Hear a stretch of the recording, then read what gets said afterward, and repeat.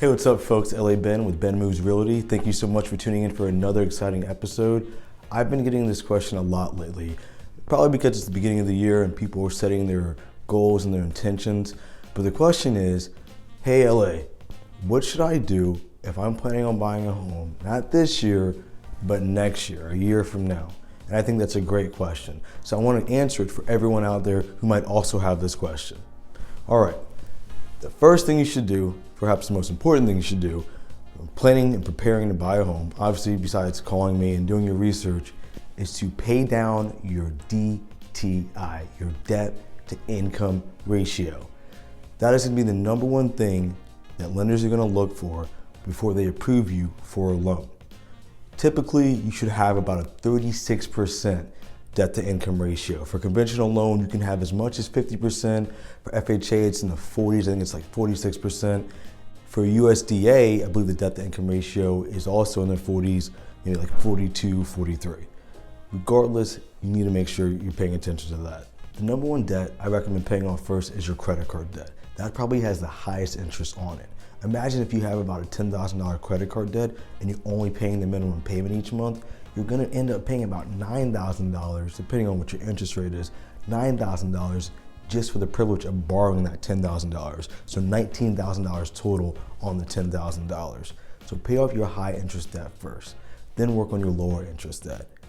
If you're just saying, "La, I can't afford to pay down my credit card debt or any debt right now," okay, I completely understand, but you can't make any more debt either. So rip up those credit cards, don't close the account, but rip up those credit cards and stop making debt.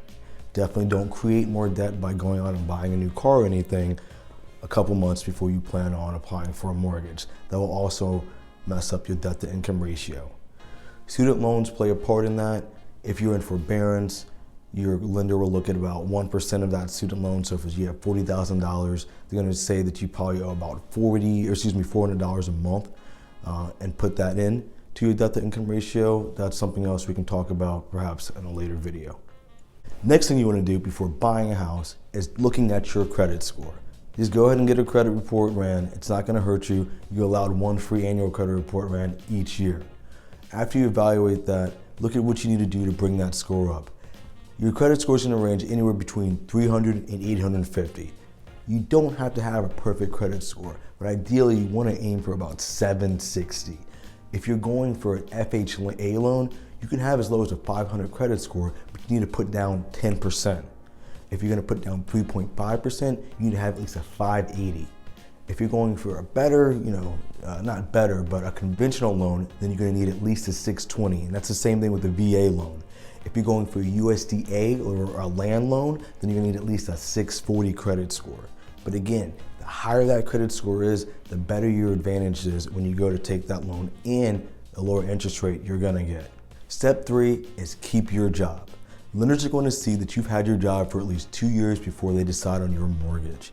If you're self-employed, they're going to be looking at your net income. So if you typically have a lower net income because you're trying to avoid paying off taxes, remember that low number is going to affect how much mortgage you're going to be approved for later on.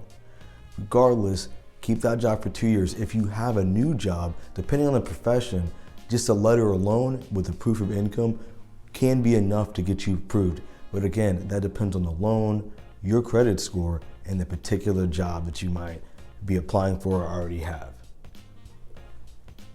That's it, folks. Those are my 3 tips for people who are considering buying a home a year from now.